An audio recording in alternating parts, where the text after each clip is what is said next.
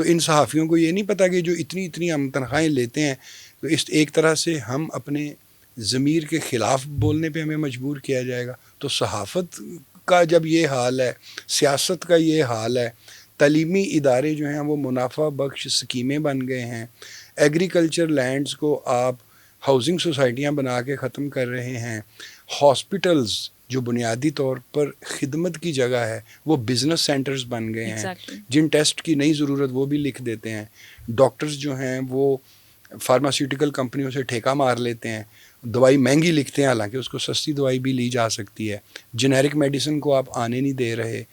کس شعبے کا ذکر کریں گی آپ، کس شعبے کے اوپر نظر ڈالیں گی؟ ہر جگہ پر یہی ہو رہا ہے. تو اس لیے پھر کوئی حیرت نہیں ہونی چاہیے کہ ہمارا ملک دیانتداری میں یعنی آخری نمبروں پہ آتا ہے. انصاف کا جب عدالتوں کا پوری دنیا کی جب کیٹیگرائزیشن ہوتی ہے اس میں بھی آخر میں ماشاءاللہ سے آتا ہے.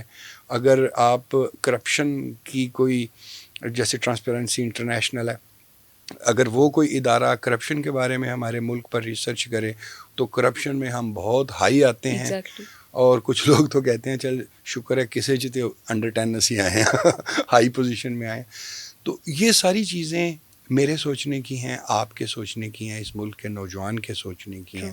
اور سب سے پہلے پرسنل کیریکٹر کو امپورٹنس دیں، دیانت کو اپنا شعار کریں، سچائی کو اپنا شعار کریں. میں آپ کو یقین دلاتا ہوں کہ آپ کی اپنی زندگی بھی اس سے بہتر ہوگی. بھائی آپ جو ہیں وہی فیس پریزنٹ کریں، جو سبب ہے، جو وجہ ہے. یہاں تو بیٹا باپ سے نہیں سچ بولتا، باپ بیٹے سے نہیں سچ بولتا.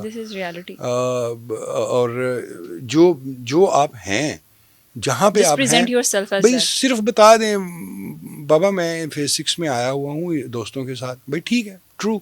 بعد میں پتہ چلتا ہے گیا کدھر ہو رہے نہ کدھر ہوتا لے. وائی؟ کیا وجہ ہے؟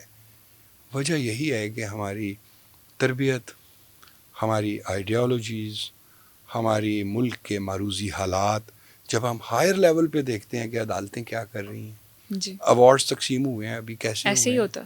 تو جب یہ دیکھتے ہیں تو پھر سب بچے کہتے ہیں، نوجوان کہتے ہیں یار جدوں ساڈے وڈے انجی کردے نے پھر اسی بھی انجی کریے.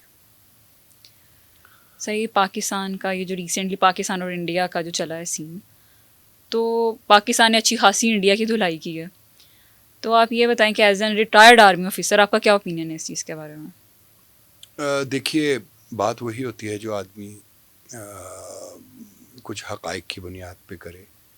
پاکستان اور بھارت کے مابین جو حالیہ جھڑپیں ہوئی ہیں، ایک اچھا خاصا کانفلکٹ ہوا ہے، ایکسچینج آف فائر ہوا ہے. اس کے اوپر جو بین الاقوامی مبصرین ہیں، ڈیفنس اینالسٹس ہیں، واشنگٹن پوسٹ میں رپورٹس چھپی ہیں، نیو یارک ٹائمز میں چھپی ہیں، ڈونلڈ ٹرمپ نے کوئی 40-50 مرتبہ ذکر کیا ہے. اور جتنے بھی دنیا کے دفاعی ادارے ہیں، دفاعی اسٹڈیز کے ادارے ہیں، ان سب کے لیے یہ بہت زیادہ دلچسپی کا موضوع ہے. لہٰذا میں جو بات کروں گا مدلل کروں گا، جذباتیت سے ہٹ کے کروں گا، اور ایک طرح سے بیلنس بات کرنے کی کوشش کروں گا.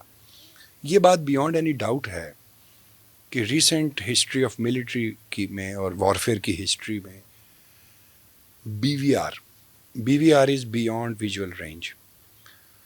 جو B V R air conflicts ہوئے ہیں، ایئر کامبیٹس ہوئے ہیں، اس میں اب تک کی تاریخ میں سب سے بہتر پرفارمنس پاکستان ایئر فورس کی رہی ہے.